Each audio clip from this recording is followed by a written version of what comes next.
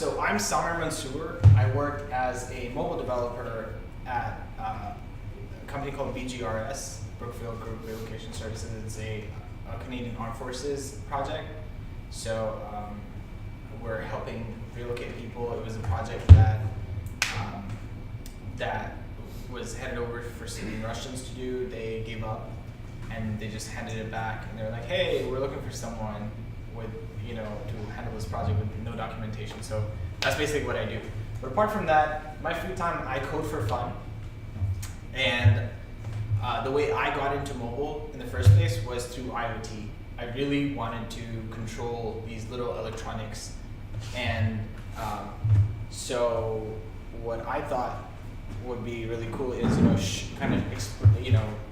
share some of that, what I learned.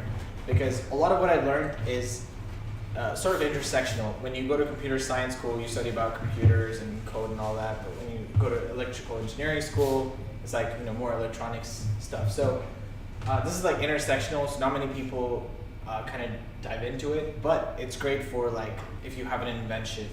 If you have like a really cool idea that you're like, oh, I want to kickstart it. And so what I thought I would share is something that would get you started with that journey to Kickstarter. That could have been like a better title. But what I thought is, since I've been doing this for like 3 years now, so I was like, I always had this idea of creating a device because at companies that I worked at, they served kombucha on a different floor. Every time we went to that floor, the kombucha was always over. So we would go like 5 of us, we'll go to this other different floor, waste like 10 minutes, and there was no kombucha every single time, and it was such a pain. It's kind of like getting rejected. Who here's got rejected before? Yeah, like by a girl maybe. Maybe people don't try or something. but it's kind of like that feeling where, hey, wait, where you lose connection to your. Okay, yeah, where like you're rejected, you're like super happy, and then you go there and it's like not there. So that's basically the inspiration. It's like, hey, we want to do something that's fun and that's good, but we don't want to be rejected. So that's why we thought. And kombucha is something like some of you who know about kombucha. It's like healthy tea. It's like soda, or beer, but it's like healthy for you. So it's like, why not? Why shouldn't we have that kombucha? It's not like it's bad for you. And so there are two parts of it. One is like the device, and the other part is like, actually staying up to date with the status of your kombucha. So for people who haven't done much Xamarin Forms or Xamarin, I was like, hey, let me just go through really quick so you guys are able to understand what's going on. Really quick. What are some priorities when people build mobile apps?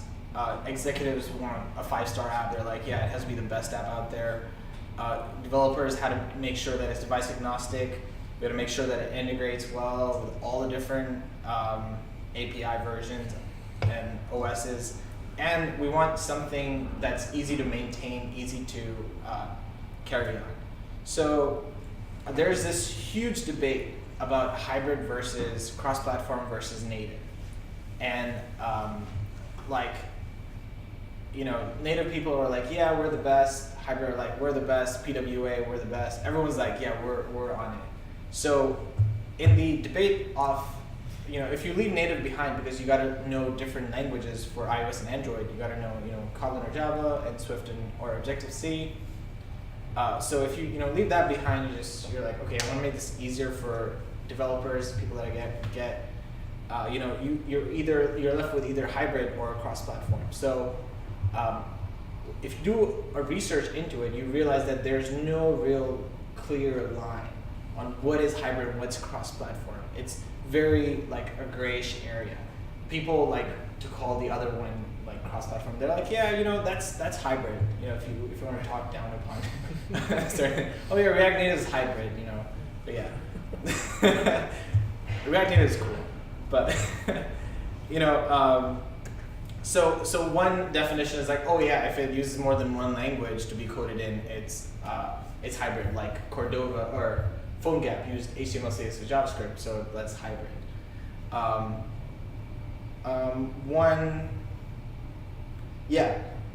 then like in iOS itself, like native development, you can use Swift and Objective-C. So wait, is that hybrid development? So it's clearly native, but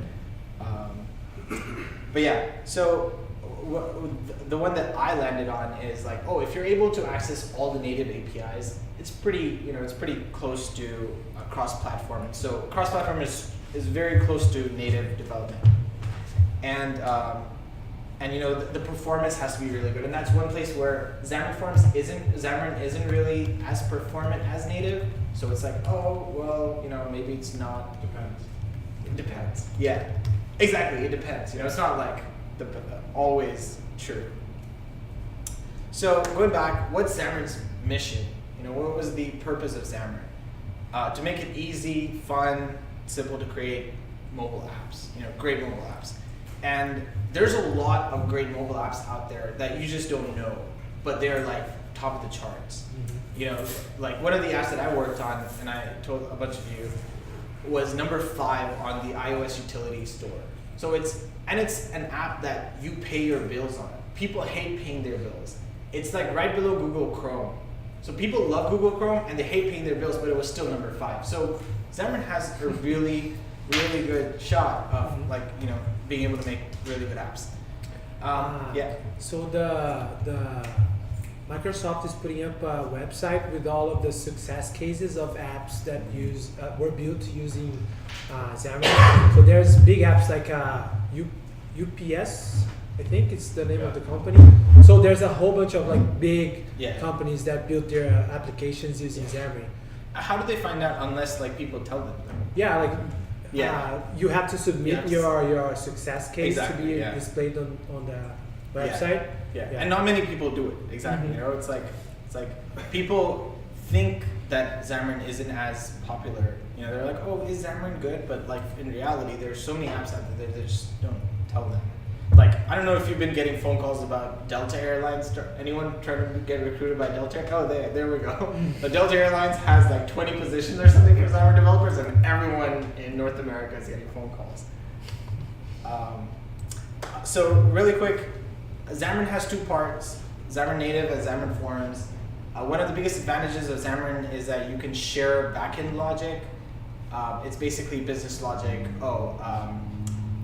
Is his account past due or not? Things like that, where it's not really dependent on the UI. It's like a view model layer, so you can just share it with a common backend.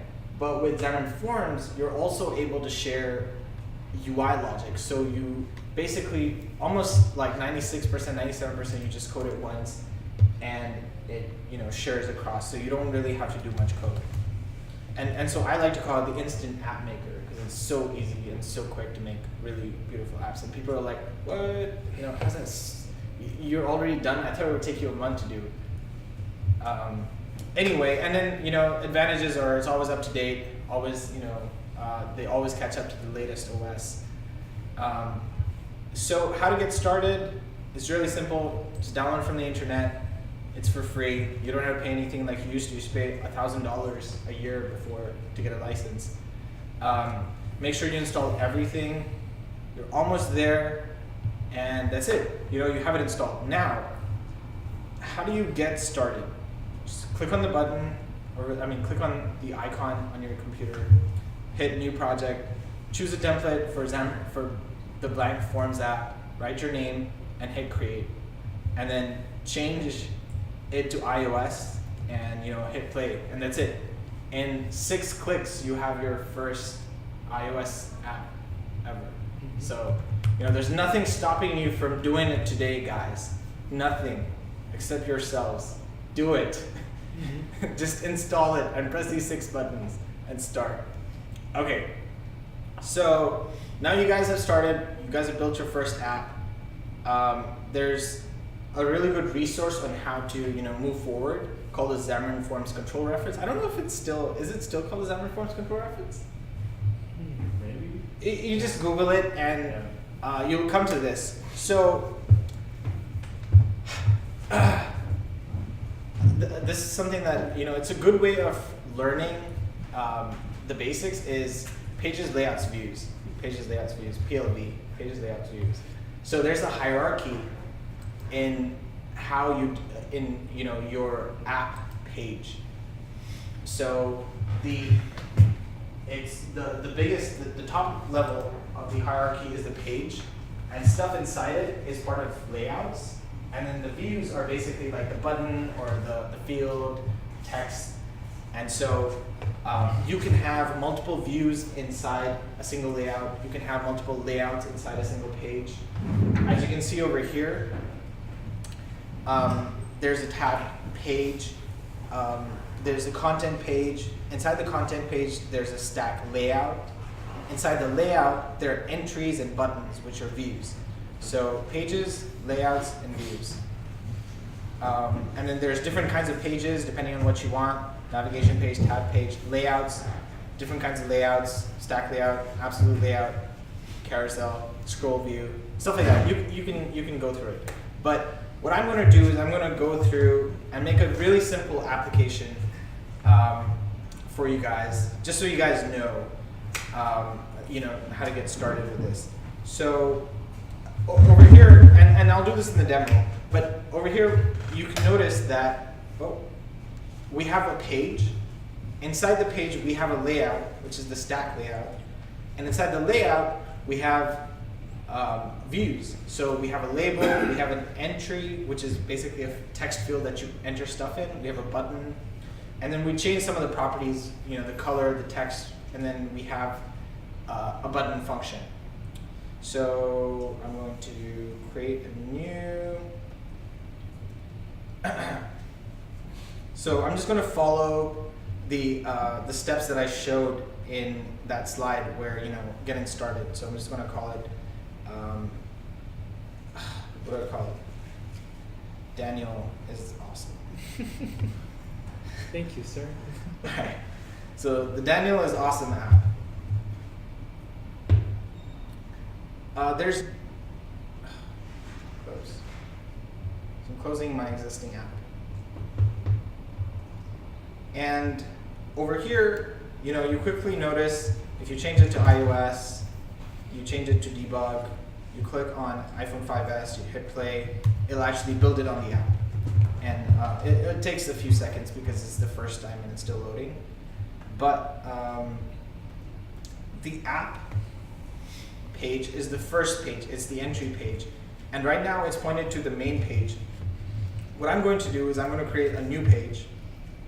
So just add new file, a content page. I'm going to make it C# just because it's easier to do, because you don't have to deal with binding, two-way binding or binding in general. Here, so I just hit play, I didn't make any changes, and we already have the app. So now, creating the new page. What we're going to create today is like a crush finder. So it basically tells you, it tells you your future. So you put in the girl's name, and you try to find out if she likes you or not. And depending on whether she likes you or not, you actually message her. Others you don't. So I'm going to call it the crush finder page. Crush finder page, and I'm going to change this to point to the crush finder page instead of that other page. And I'm going to bring in the code that I have in my repository that's also in the slide that I shared with you guys. Ooh. So anyone trying to get to my repository, just go to github.com/SamirM. It's pinned. It's just called Where's My Kombucha. You guys can find it right there. I'm just going to copy this code. And here, crush finder page.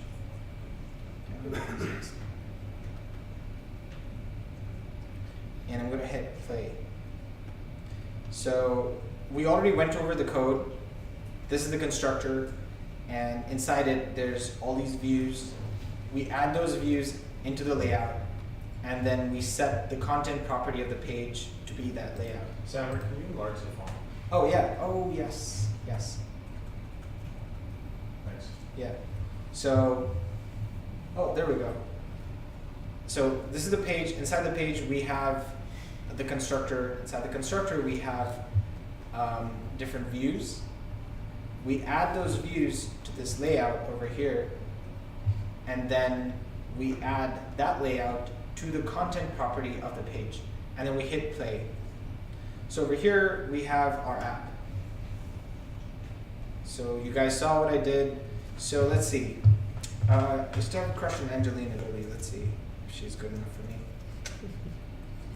Angelina Jolie. Find out if she likes you. So I tap on it. Say, nah, she ain't into you. It's rejection. You can stop already. Clicking isn't going to help. So, all right, fine. So that's basically what we have for that. Some other resources for Xamarin Forms is the Xamarin University. It used to be there. I think they moved over, or they are moving over. So it's still there. Okay, still there. In April. Okay, and then we have like some university professors too in our community from the Xamarin University. And there's the Xamarin Docs, and there's the Visual Studio App Center. So now that you guys kind of have an idea of how to build apps, we're going to move to the next part. Hopefully this is more exciting for all of you. So, how many of you know the difference between microcontrollers and microprocessors? No one? Okay, so a microprocessor is basically inside your computers, your CPUs, they have microprocessors. The microprocessor is also a Raspberry Pi. Raspberry Pis, as you guys know, are like, oh, the cool new thing. And so these are microprocessors. They hook up to HDMI cables or whatever, a display. Inside the microprocessor are multiple microcontrollers. And so the smallest unit of, not the smallest unit, but like one of the smaller units of a microprocessor is a microcontroller. And so when you create products, when you look for IoT products, they usually are microcontrollers. They're not really microprocessors. And then they certify, they go through all that process. So we're developing a microcontroller today, not a microprocessor. We're not doing Raspberry Pi stuff. Because I feel like that's cheating. It's like you're just coding a computer. It's like Arduino versus Raspberry Pi. Yeah, Arduino is a microcontroller, exactly, and Raspberry Pi is a microprocessor. Do you guys know the difference between direct current and alternating current, like AC and DC? No? How many people know it? Okay, so AC can kill you, DC cannot kill you, isn't that? No, DC can kill you, AC can't, or something like that. They can both kill you. Yeah, because isn't that what like Tesla tried to sell AC current, but then I think it was Edison. He hooked up like Usually direct current. He hooked up AC to an elephant and he electrocuted an elephant. And then they were like, oh yeah, we don't want to use AC, we want to use DC. So DC is less dangerous. In DC current, the ground is the black wire, is the negative. And that's different from generally normal standards. So the ground is the black wire, is the negative. The ground is the negative. Okay? And so there's a lot of different kinds of microcontrollers. There's the ESP32, which is considered like the new thing. It's just $4. And then there's the particle photon, which I have over here. And then there's your normal Arduino. So the difference is generally is that the ESP32 has Bluetooth and Wi-Fi on the board. And the particle photon, and it's $4. The photon is like $20, $25, and it has only Wi-Fi, but you have access to the particle cloud, which is very, very valuable. Because like building a cloud around your microcontroller is a lot to get into, especially if you're just starting. And then also the LED bulbs have two legs or two leads. One of them is longer, the other one is shorter. So if you're trying it at home and you look at this and you're like, oh, why isn't it going on? It's probably because you flipped it over. So the shorter end is negative, and so that one connects to the ground. So it won't really work. And also with the particle photon, you can just code it through the browser. So that's pretty awesome. And then you have access to the particle function, variable, and events. Generally, if I'm running out of time, let me know, right? Okay, so generally you hook up your device to your computer, but with the particle photon, you don't need to hook it up. You can just like connect it to a power bank. And then particle function is basically like a function that you can call from outside the device. You can use your phone, you can use your browser to call that function that's on your device. So it's pretty cool. And then variable is just like a variable that you can view from outside. So this is the browser where you actually put the code. You see over there on the top, there's a flash sign over here, right there. Oh. Flash basically means you're putting the code onto the device. How many of you have like done work with microcontrollers? Not many people? Really exciting stuff. It's really fun stuff. I would highly suggest, especially the particle photon. It comes with a kit that's like $50, and you can do like amazing things. If you just search particle photon community, there's so many projects that you can do. And so when I'm like showing you guys this stuff, just like think of your own ideas, like your own projects that you wanted to do, and you can actually do it. So once you buy it, you get access to this build.particle.io. You can put your code there. Most of the C++ embedded code has two functions. There's the setup function and the loop function. The setup, basically, as soon as you turn it on, it goes through that setup function, and then the loop function, it just goes on all the time, like throughout its life that the device is on. It just goes through that loop function. So it'll just be void setup and then void loop. And over here you see we just set up these pins. Basically there's different pins on the device. There's different pins on the device. And so we're assigning values to these pins in that function. And I have the C++ code also on the GitHub repository if you guys ever want to go through it.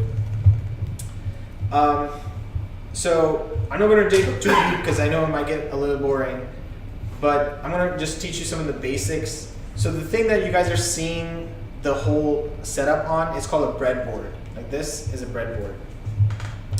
A resistor, do you guys know what resistors are used for? So basically bulbs are pretty small, and so if you put in like high voltage, even 5 volts through them, they will like blow up. So you got to put a resistor to reduce that voltage, essentially, to drop the potential. And so this over here is a resistor. That's the light. These are just cables. You see over there is the ground. Wait, it says, is that 3 volt? Oh yeah, here's the ground. So what did we say ground was? Line. Yeah, good job. All right, cool. So he hooked up the ground to the negative over here, and then since it's a breadboard, these are vertical lines and these are horizontal lines. So that negative goes all the way up, goes through this resistor, and then this is a horizontal line, so it goes through this LED bulb, goes the other way, goes this way back through the horizontal line, and then he hooks that all the way down to D6. Okay, so our device is a little different. Our device is we use D0 and D7. So this is D7 and we use D0. Okay? So the other advantage of using the particle cloud is that you can actually make changes, like you can actually switch, just make changes. So if you hook up like a fan to it, you can, say, turn the fan on from like either a browser or a phone. So particle really is awesome in that way. Over here I have two resistors because there's one resistor going through one LED, which is red, and we have another resistor going through the other LED, which is blue. So basically, what we're going to do is, if kombucha is available, it's blue. If kombucha is not available, it's red. You know, so someone basically puts it on their phone saying, "Oh yeah, the kombucha is gone," and everyone finds out. Particle variable. You know, basically, like I said, it's a variable that you have access to, so you can change from outside the app, and you have access to it, you know, globally.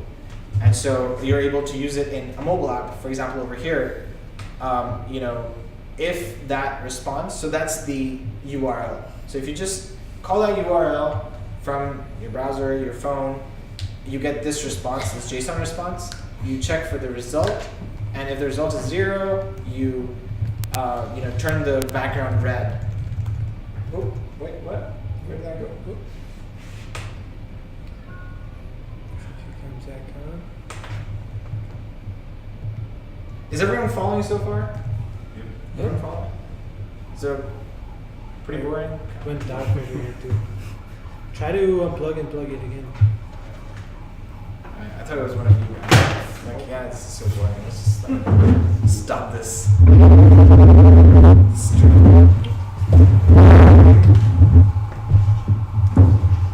Oh, the fun with this Elgato.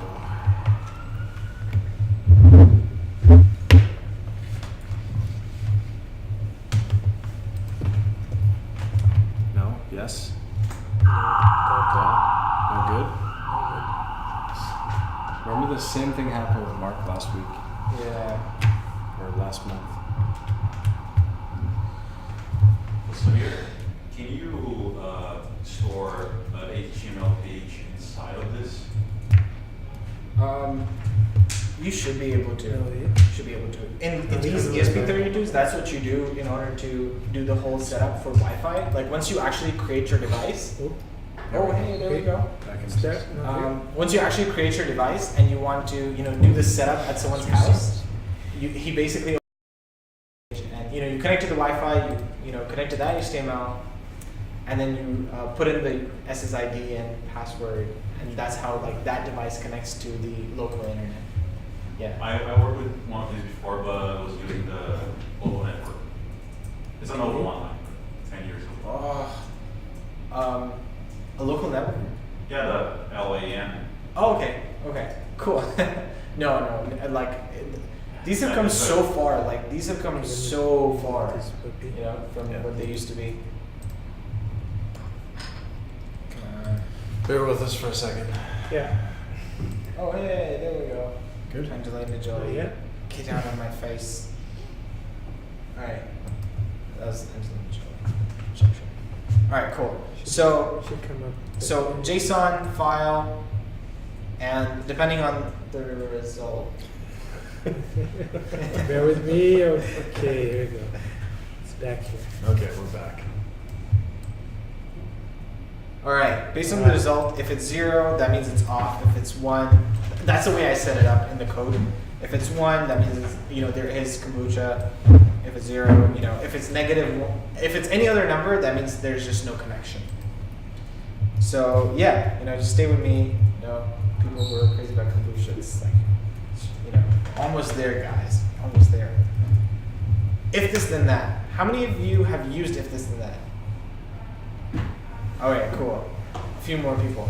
So with this, with particle, and what you can't do with like, you know, the others, and it's very difficult to set up with the others, you can actually hook it up directly to if this and that. So if your variable is 0, you know, if it's off, you can just go to if this and that and say, if this, which is the particle, wait, really quick explanation about if this and that.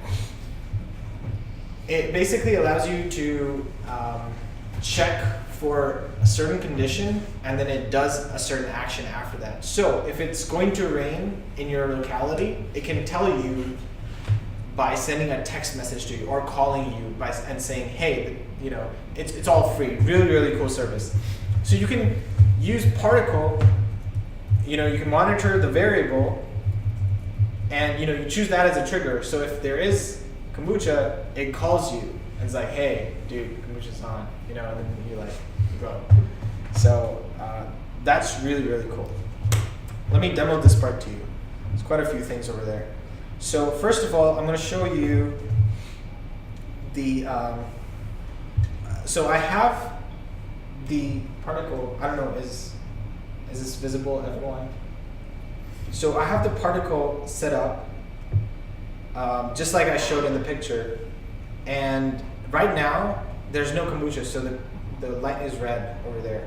So what I'm going to do is I'm going to go to the website, and I basically just got the code from their code examples. So you go to the website, and let me increase the size. So this is all the code that was needed. It's just the URL, you put in the access token. Wait, where's my access token? See, go there. Oh snap, no, that's not the access token.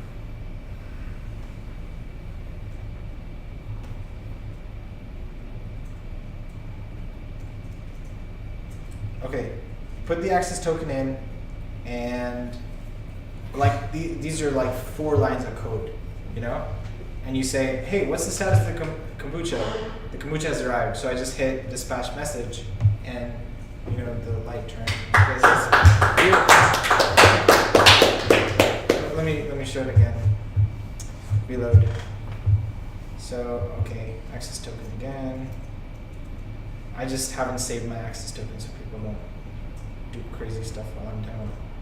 And then so I say, hey, the burger's finished all the kombucha. So I dispatch message, and you guys should watch here. It's blue right now. Nice. Yeah. Nice. All right. So this is like web code. I didn't really do anything over there. But since we're mobile developers, or aspire to mobile developers, we're going to create a new file. That was awesome. Add a new file. We're going to call it, let's see, what do we call it? We call it, not the first page. Kombucha page. Kombucha page.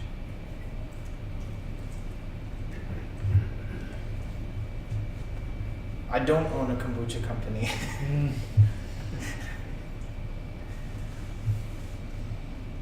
Alright.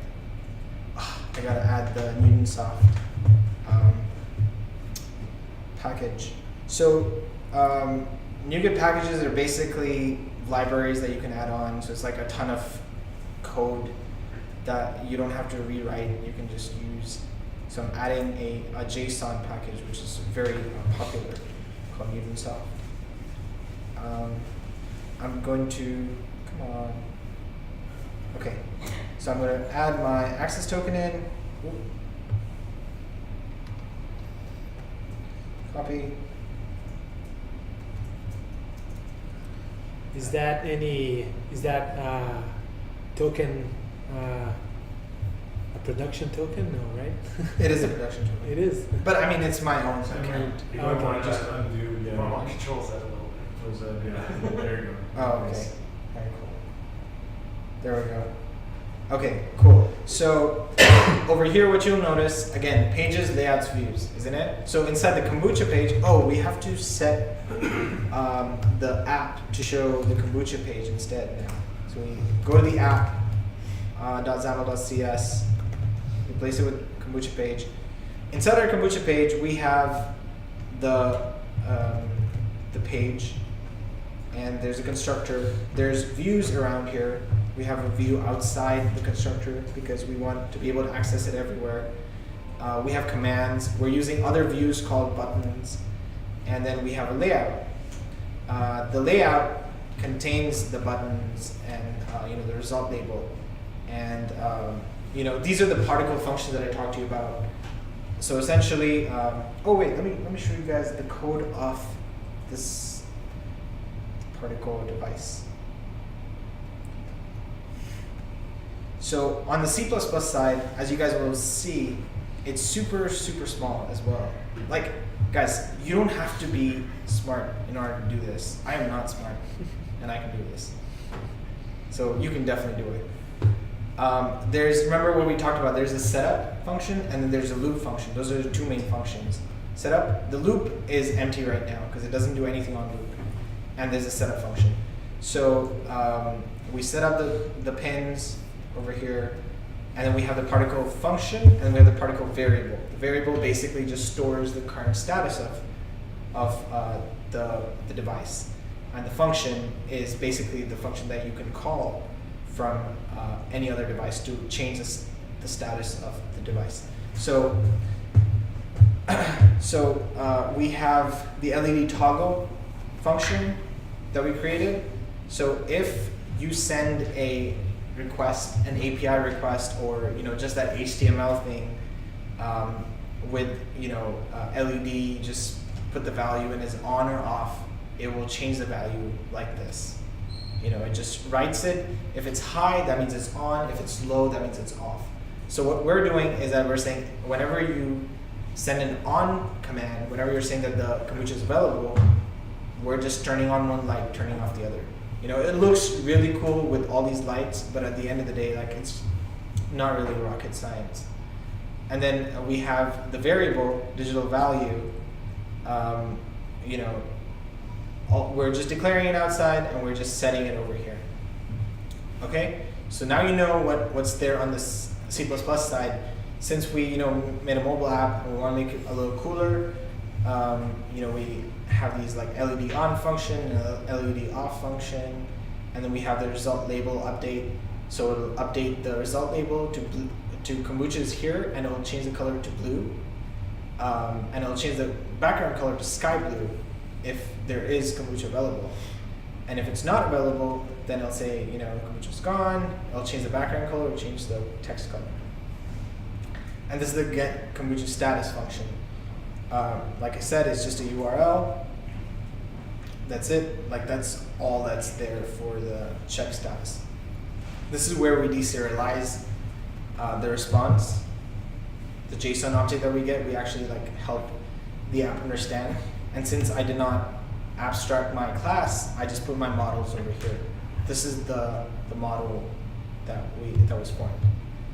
Okay, so let's try this out.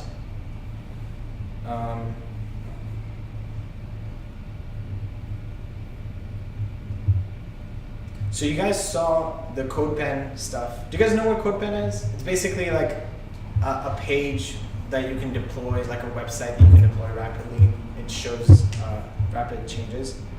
And you guys saw the C++ code, and now you guys are seeing, you guys saw the C# code for the mobile apps. Now here's the app. So the color was red, so it's, the kombucha is gone, so the LED is red over here, and so over here also it recognizes that the LED is red because we have the particle variable. So if the kombucha is refilled, you just click the full button and bam. Yeah.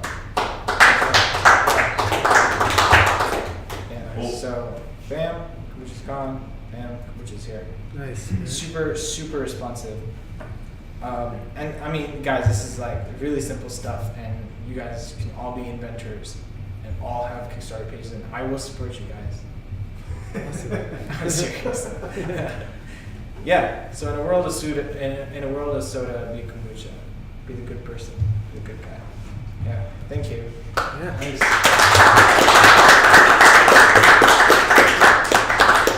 So I have to access the board. Did you use any specific library or?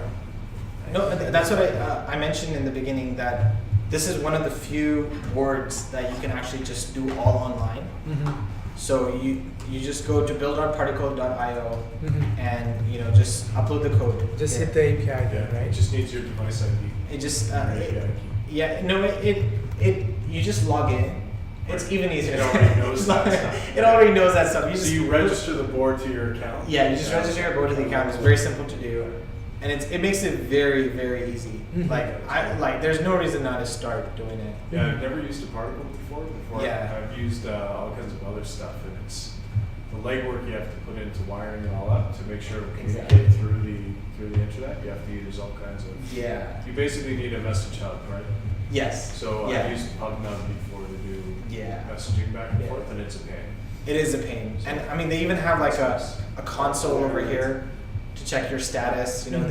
but this is basically what I was talking about. Like, you just put your code in over here, and they have all these. They give you all these examples Mhm. as well. So blink an LED. You know, they give you so much Wow. code to. Yeah. Nice. You just click the flash button, and bam, it's on. Mhm. You know, you don't even have to be connected by wire. I just did it for power That's cool. because my battery pack was dead. But yeah, Awesome. thank you, Stan. Thanks, So man. here, Very name Sam. Okay. Next up is Marcelo.